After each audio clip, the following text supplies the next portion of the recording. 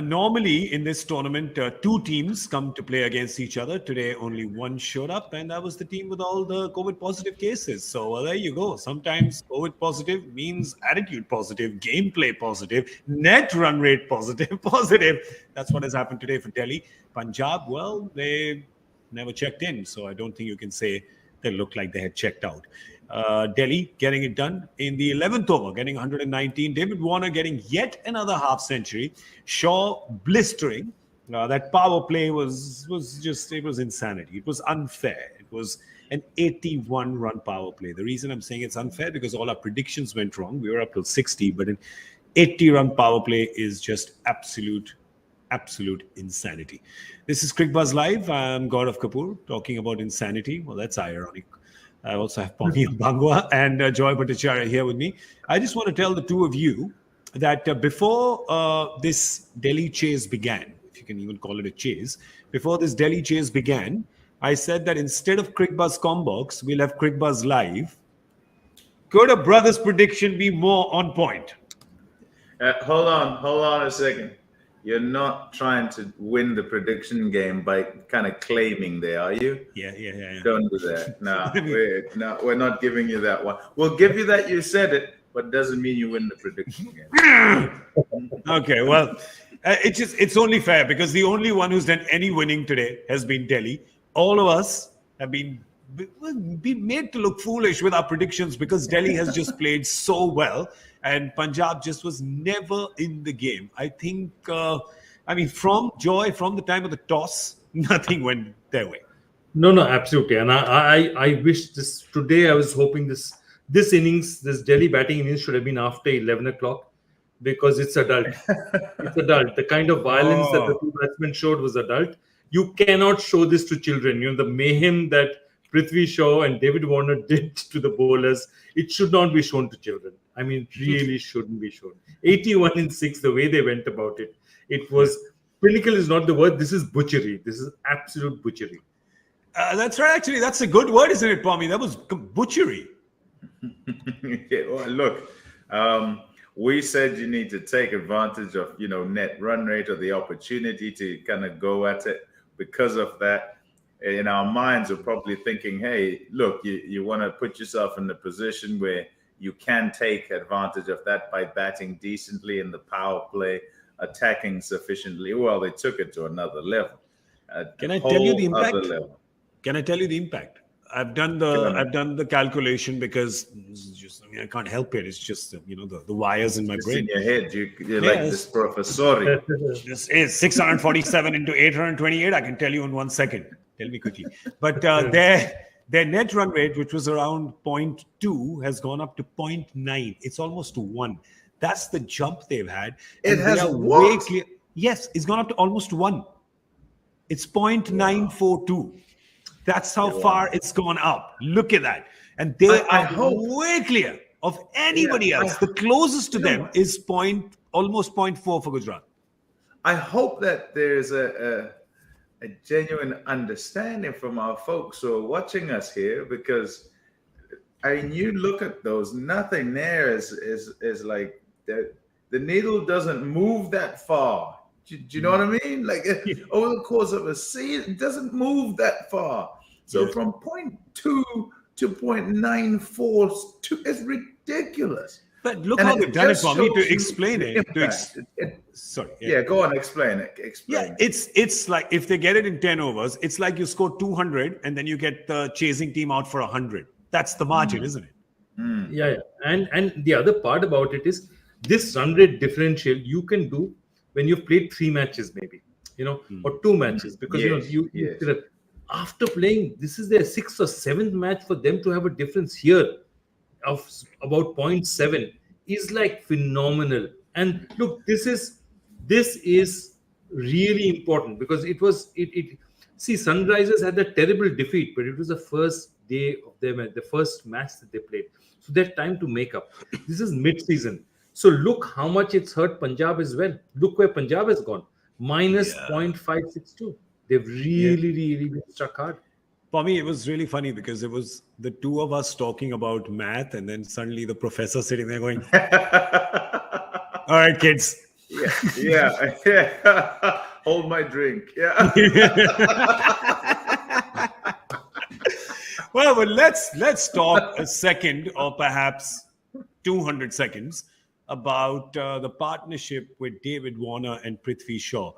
Geez, for me, there's a lot of bowlers and analysts and bowling units in the teams that are coming up against Delhi soon are looking at that and going, "My goodness, that looks scary." It does.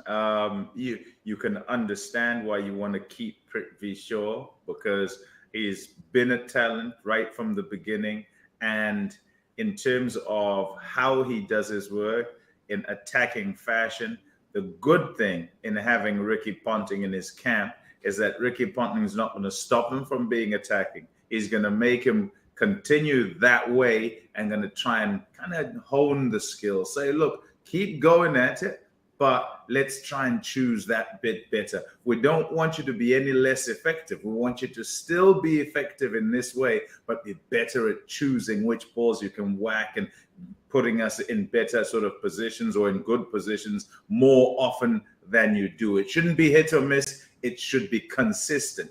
Consistent like the guy who we've gone and acquired. I tell you what, there's nobody done for his teams what perhaps Suresh Raina did for Chennai for so many seasons on end. It was just their bank, and he scored. By the way, he brought up 1,000 runs today against the Punjab team. So Punjab. I don't know why left-handers do this to Punjab. Rahul Tewatia, David Warner. There's enough to send a few people to therapy there, Joy. No, absolutely. And look, the runs he scored, the maximum runs he scored against Punjab, he's got 1,000 against Punjab, a 900 odd against Kolkata. He takes advantage if he sees a weak attack. See, one of the things is that Prithvi Shaw will try and hit every ball, and he's skillful enough to hit 90% of it. David Warner will pick his spots, will pick his times, and figure out. Even the innings today, they both scored, you saw that place, 37 of 19 and 41 of 20. But David Warner's was risk-free.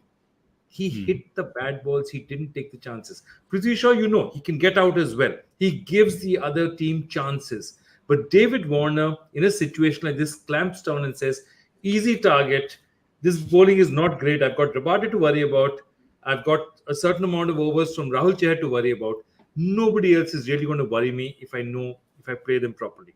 And that's genius. He picks his balls. He picks his spots.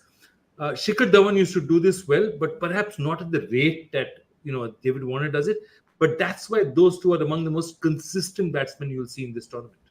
And consistent opening pair when so many years top of the order for Hyderabad. Yeah. Before they went Best or Warner, it was Shikhar Dhawan and it was Shikhar Dhawan and Warner, and then it became Shikhar and Prithvi, and now it's become Warner and Prithvi. So it's quite interesting how this group keeps moving. Yeah. But for me, just it's like super groups in English music, Team becomes so and so becomes Blind Faith becomes something. Sorry, this is rock music. They all mix up together. I love it. Dinosaur rock music reference, please ignore.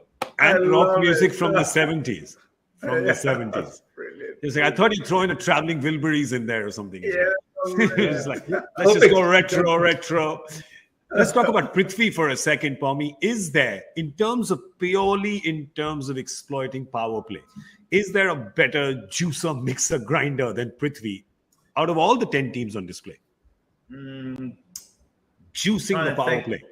Yeah, I'm trying to think if there's... Nobody comes to... I mean, there'll be many guys who are quite good at doing it, but just when you're watching Prithvi Shaw, you couldn't do it any better. There'll be others who'll do it like him, and he'll be in a band where there are these guys who you'd say, look, first 6 overs, these are the guys you want to bat. He is one of those guys, and he's up there. And the thing is, you wouldn't say Prithvi will walk in and he'll bat and score 80 off 45 balls and bat that long, right? But many a time you'll say Prithvi can walk in, and in the power play, he'll be able to face 15 balls and he could get you 40. He can do that. That's the guy he is. That's the kind of impact he can make. And that's nice to have. It's nice to have. It's nice to have it, particularly when you can then kind of rein it in. By rein it in, I don't mean stop him being attacking. I mean have him so that he can do, instead of once every 4 games, he does it once every 2.5 games. And if he does, you're winning games, aren't you? Because at the other end, you've got this guy who's so prolific already, and then the rest of your order kind of kicks in quite nicely. So yeah, he's an asset to that side. He'd be an asset, I think, to any side in the 2020 game. Joy, I just want to, please. I just want to add to that. In 19, whose phone is that? Is that Joy's or Pommie's? Whose phone is ringing? That was Prithvi Shaw. No phones. No phones here. That was Prithvi Shaw calling me. But what I wanted to say was, in my house. There's somebody in my house. So Prithvi Shaw was born in 1989. Yeah. And in 1988, the Indian Defense Research Development Organization produced a missile called Prithvi. Short-range ballistic missile in 1988, which was meant to be... Did you say short range? Short-range, very fast short-range missile. I rest my case now. At this point in time, I have nothing more to say. 1988, 1989. Nice. Just put in the dots. So Prithvi is a short-range missile. That's what he is, right? He gets the job done, doesn't he? And he's really been fantastic today. And by the way, more trivia like that is on Retro Reels, which is Joy Bhattacharya's new show on Cricbuzz Plus. So do tune in, subscribe, have a watch. That was amazing. I just want to say, like, you just came up with that, did you? Like, is that like stuff that just comes out of your head? Like you're just sitting there having a coffee and then stuff comes out of your head. I read strange stuff, that's all. Oh, my goodness. Just does. He has it. He thinks Prithvi, and then he thinks, oh, missile, oh, what year is it? Oh, okay, this makes sense. He does that. The rest of us research stuff like that. The rest of us. Normal people. By the way, Pommie, he's not just sitting in front of those books. He's written half of them. No. Yeah, that's the thing. Yeah. And he's colored in the other half. Anyway, moving on. That's true. That is much true. Punjab, the new approach that Punjab has is not working for them. They are now at win-loss. So that's 4 losses in 7 games. And of course, the big pounding the net run rate has taken today, which means that this season is not going to plan. It should have, because they did well at the auction. Joy, they did really well at the auction. They're now at number 8, halfway into the tournament.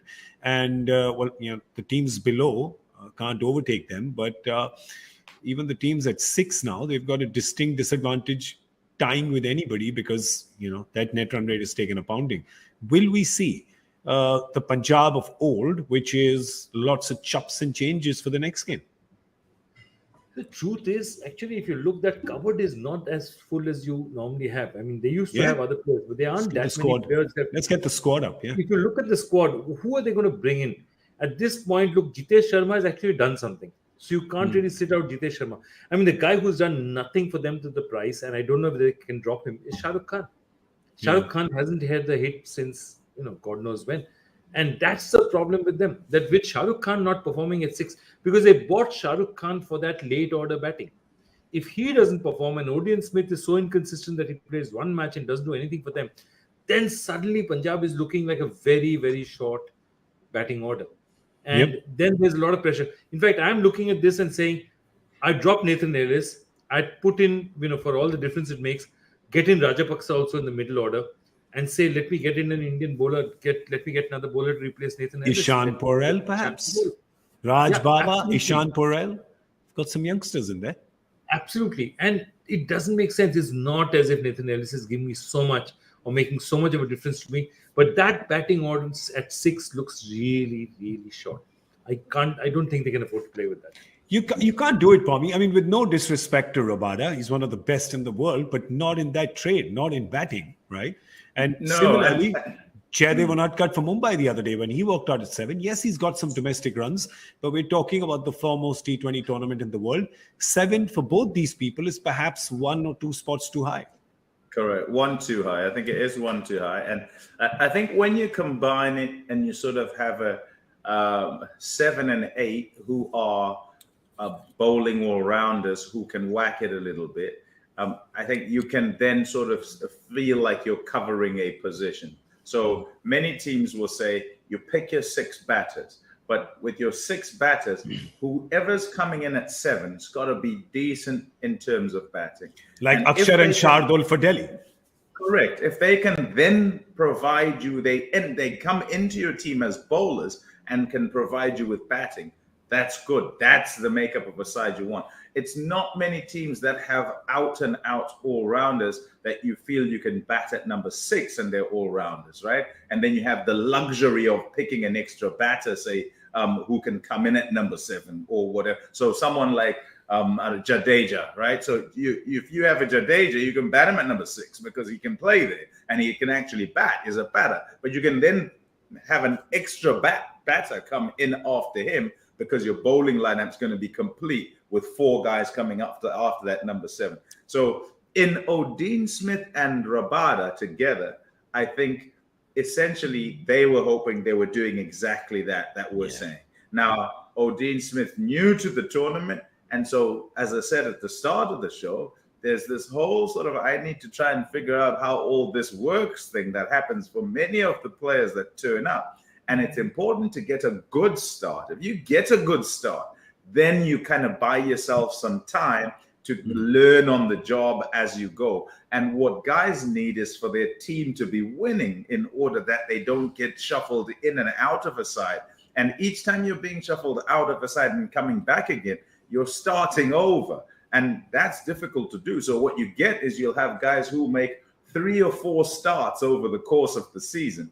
And you hope each start is a little better than the one before. The guys who go well at the beginning, they might fail along the way, but their team's winning. And those lessons they're learning, they're getting the opportunities to fix pretty much straight away because the games come thick and fast. So, yeah, it's so important for sides to get some momentum because it helps them as a team, but not so much just points and get up the table, but also what the guys are trying to do and them getting into their groove.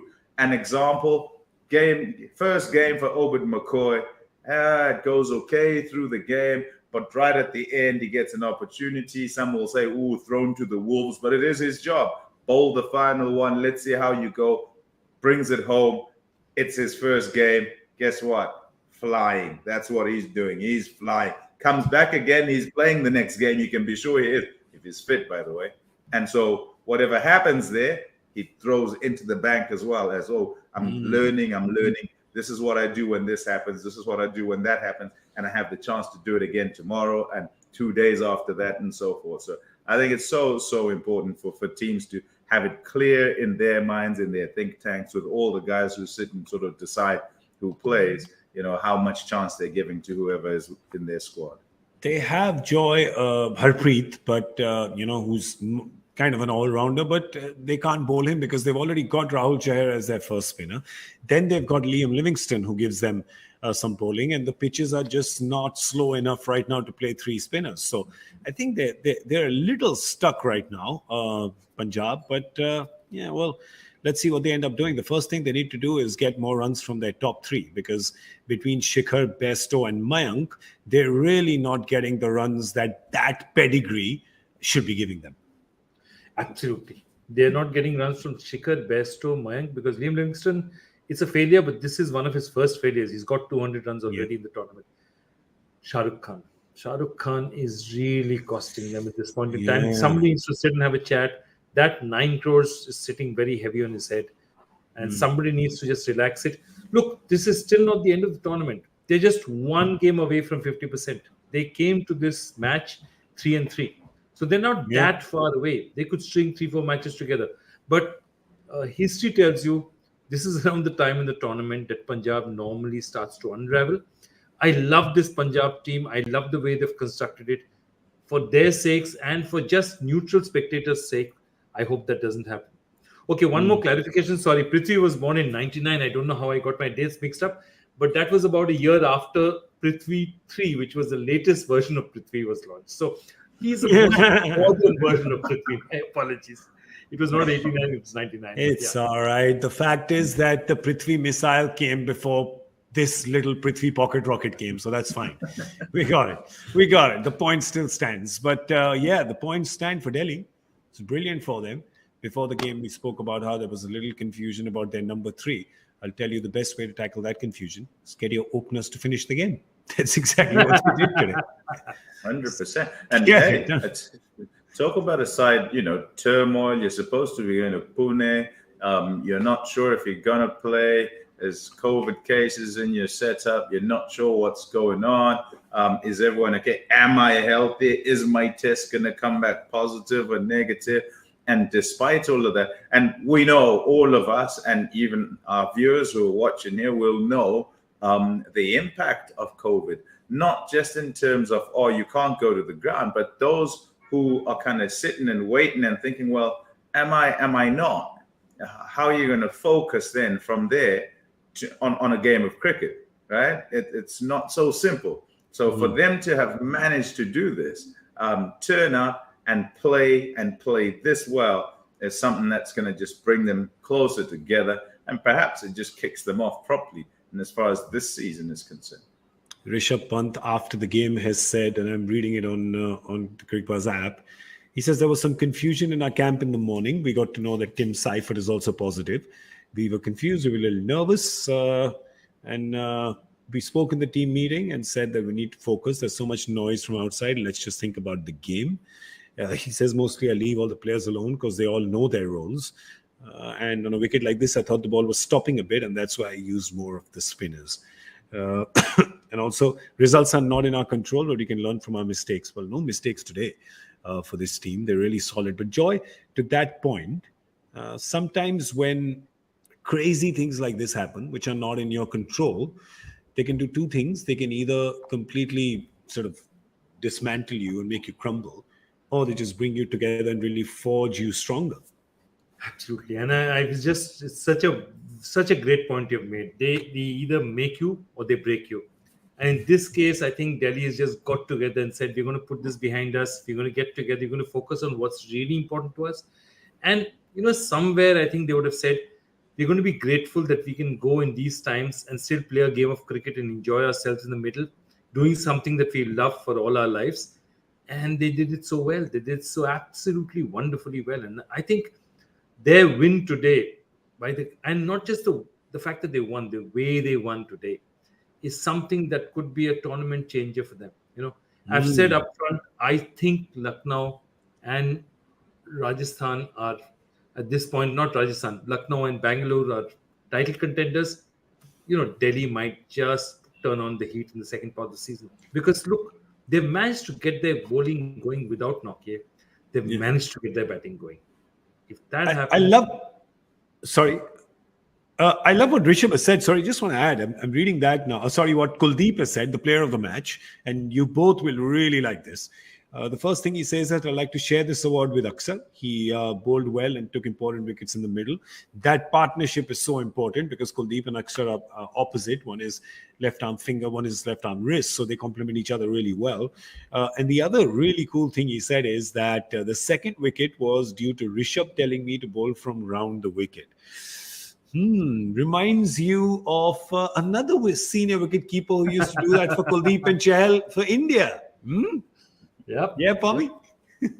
Yeah, look, I mean, we cannot understate the importance of teamwork, of senior players, of guys who you can trust, of guys who know you, who are able to subtly kind of provide you with advice in the heat of battle. I think that's particularly important. So everyone looking after everyone. So the very fact that, you turn up and now you're playing and the skipper's got gloves in hand and you can have a little chit chat, you have a good rapport, you can plan together. When you're a spinner particularly, I think that's gold. And that's why MS4, you speak to any spinner who'd played for India in the time that he was skipper and had the gloves, and they'll tell you pretty much the same sort of thing. So yeah, wonderful. That is one, finding that.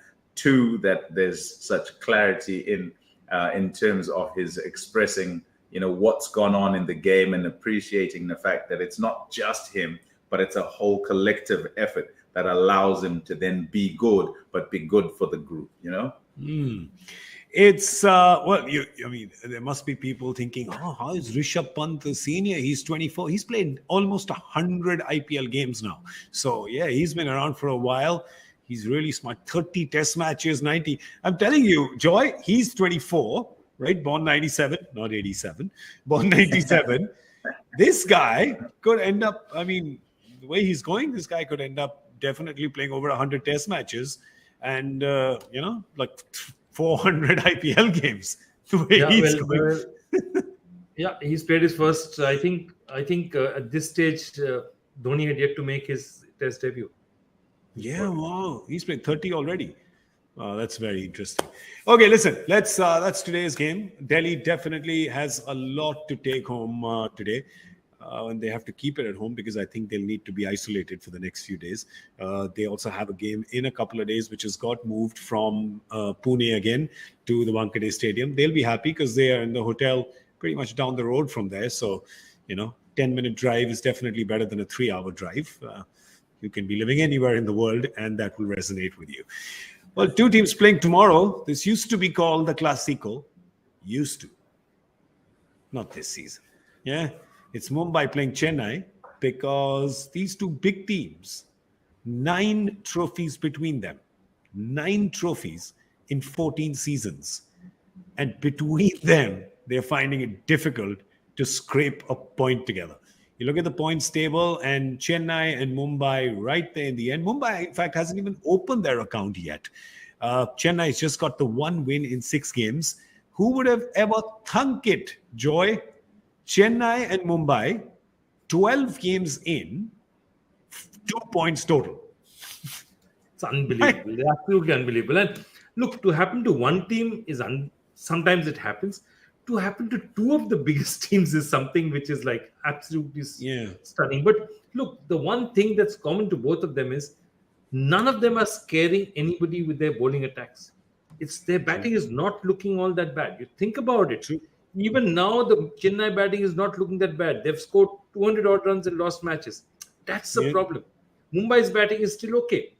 They get more from the middle order. They haven't got it, but it's their bowling.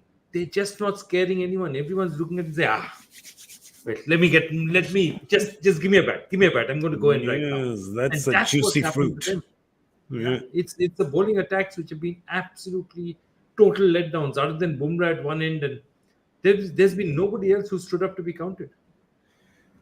What do you do, Pommie? What do you do if you're Chennai? What do you do if you're Mumbai? What do you do? I don't know that there's anything you can do except just go back to basics. You don't become bad players overnight. There's still really good players in both those sides. I think that in terms of the season, you kind of got to break it into chunks, and the chunks are 1 game at a time, and you go that way and see where you end up. Obviously not ideal to be towards the bottom. And as I look at it, I see one side that's sort of just off the pace, little bit off the pace, and that's Chennai. They're like a little bit off the pace, mistakes here and there, and it's not quite coming together. I think Mumbai have been further off the pace. They just have not been able to get anything together, and the start didn't go well, and then you think, maybe they'll. And then everyone starts talking about the fact that no, they start slowly, but it's not the same team. It's a whole new team, and they're trying to actually gel a team together, and getting runs from youngsters and getting performance from youngsters rather than from the senior players. That's also tough. So it's a case very much of trying to find a way to arrive at what is the best 11, and they haven't done that as yet. In terms of their selections on the bench, I said before when I was here, sort of first game I did, I think I said, I don't understand how they don't play Tim David. And this is not to say you then win, But when I looked at their side initially, it's sort of going, oh, okay, so who do I play, who do I not? And Tim David's one of those guys who I'm going, right, even if I play Pollard, I want Pollard and Tim David to play together. And that means that middle order has got seniority and it's got, hitting power, like boundary clearing power. That's what you want. That's what every team's searching for. So if you can play those guys as whether they're playing as 5 and 6 or 4 and 5, whichever way you want to do, I think it's probably be 5 and 6. Then you might go okay, you might not. The fact that young Brevis has done well, I think, hey, that's fantastic. It's great for the tournament, great for everybody, because you see this youngster who turns up and you don't know what you're going to get at this level. He's stepped up. He looks like he can mix it with absolutely anyone. They need runs from the skipper. They need the skipper to lead the ship. They need Rohit to be the one who, because he walks out there at the start and he walks out at the front, to be the one who says, right, this is me. I'm going to get you started and everybody follow me. If you don't come with me, it doesn't matter. I'll still drag you over the line. That's what they need from him. He's their captain. He's going to be their talisman. But Joy, it's a great point. I mean, do you think that Mumbai gave up too soon in not so tiny Tim? I agree. I think they gave up too soon. They can't, because see, if you see where they started by saying our 5-6-7 or 6-7-8 is going to be Tim David, Kieran Pollard, Daniel Sams. That's how they stacked up. That's how they started, and that's where they went.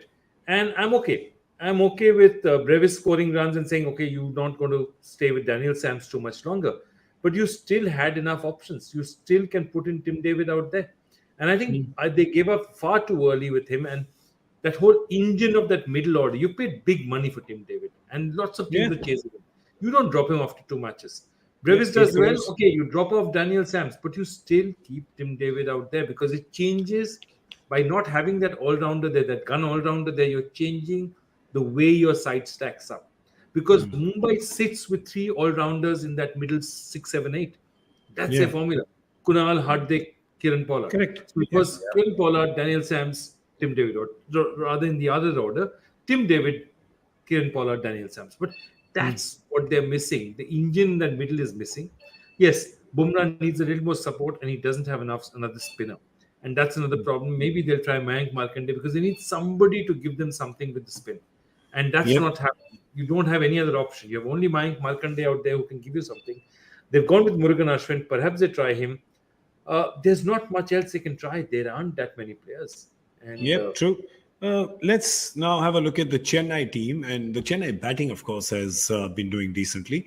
Again, an issue with their bowling. Deepak Chahar was supposed to be their linchpin, their power play linchpin. First, it was he'd be out for half the tournament. Now, he's going to be out of the entire tournament. Devon Convoy has left as well. I don't know if he's a great player, but I don't think they'll miss that, because their top order is doing well, their batting is doing all right. But their bowling, Pommie, that's again an area of concern for them.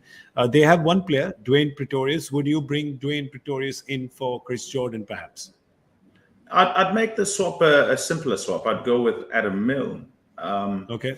Yeah, fast bowler. Is good. It generally goes okay.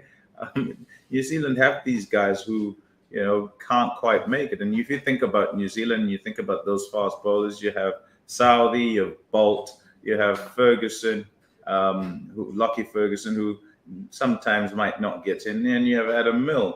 And these guys, Ferguson and Milne are very fast. They bowl really quick. So I think you can kind of co-opt him, get him into the side, and he can do that fast bowling job. In terms of the rest of the bowling, I think trying to kind of fix the middle, Dwayne Pretorius as an option is a very good option. So I tell you what, what you get from him.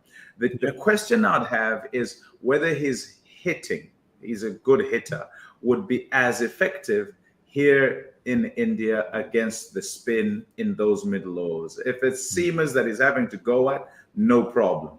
Against the spin, I'd say, well, what about the conditions and how does it go? But you never know unless you try. He's a true professional. He doesn't bowl quick. He bowls wicket to wicket, and he takes the pace off the ball. That's what he does. That's That's all he does essentially, and he does it quite efficiently. So I don't think you'd get let down if you went towards him. Well, I'll tell you one thing.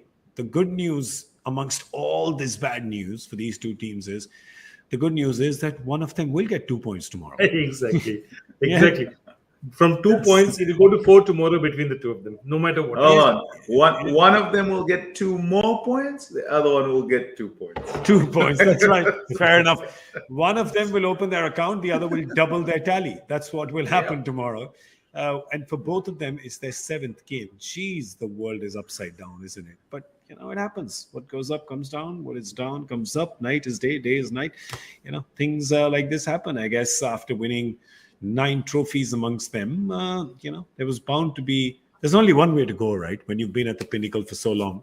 And these two teams are really good. And they perhaps will bounce back. That table is heavy. Table is very heavy. Yeah, that table's heavy. I don't think you can turn this table. Right? It's not easy to turn this table. It's a very, very heavy table. Yeah. All right. It's time for us to go. It feels so weird to go at 10:55. It's, usually we're going way past midnight. Now we're wrapping up before 11. Warner, Prithvi, why today? There have been days I've had to go to birthday parties and I've got there at 1 a.m. And why did you play on those days? Just invite people. You can have one now. I think I'm going to do that. I think Ajay Jadeja and Pragyan Oja on the Hindi show, right? Probably tell them to come over.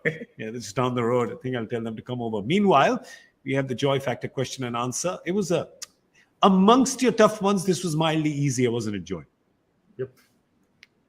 Yeah, here goes. Easier, but I just thought this sort of collection of fast bowling is amazing. Which cricket team have Wasim Akram, Shane Warne, Dale Steyn, and Malcolm Marshall all represented? 4 of the greatest bowlers in the world ever. Scotland. Not Scotland. No. This is... Can't be 2 days in a row. Corporate for me. Hampshire, of course. Yeah. And Hampshire, of course, has got some amazing batsmen as well. Barry Richards, Gordon Greenidge have opened for them in the 70s. One of the great, great sides. And just to see that one side having all these guys play for them at some point in time, and I thought, this must go in. I mean, Wasim played mostly for Lancashire, but he played that last season for Hampshire in 2003. So that's it. By the way, Malcolm Marshall was part of yesterday's answer as well. And that was, no, he wasn't. No, Malcolm Marshall hit a player on the head, right? Andy Lloyd. And Michael Vaughan told us, so Michael Vaughan asked us, which team do you think I played against him? Which team was he playing for? And I just randomly said Royal Bank of Scotland.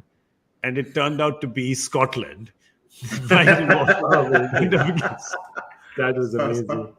So I thought maybe it's my lucky word. I thought maybe I'll just try it again. But close. Pretty close. A few hundred miles. It's a few hundred miles. Yeah. There's some other stuff that comes from Scotland, which, since we finished at 11, anyway, let's have a look at the winner for the Joy Factor. Good point. Very good point. Indranil Das, congratulations. Simeon Wolverine. All right, buddy. Good thing we finished before midnight because I wouldn't want to see you at midnight. Simeon Wolverine. All right. Congratulations. Congratulations, all right. Which is what Warner and Prithvi Shaw did today to Punjab, didn't they? They were kind of absolutely. Okay. Big thank you to Joy Bhattacharya and Pommie Mbangwa. Thank you, gentlemen. Thank you so much. Either one of you going to be here tomorrow, or are we doing alternate days now? What's it? Joy's going to be here. I'm here. Yeah, you're at the game. At the game tomorrow. No, I've got a free day tomorrow. Nice. Yeah. Come over then. A party. Can I say I got a party? Yeah. Come on over. Excellent. I'm Gaurav Kapur. You were all watching Cricbuzz Live. We'll see you tomorrow evening. That's at 7 p.m. Indian Standard Time. Just tally your watches to whichever part of the world you're in and join us because why wouldn't you? I mean, seriously. Really. Where else would you be? Have you seen the competition? Oh, stop it. All right. Good night. See you tomorrow.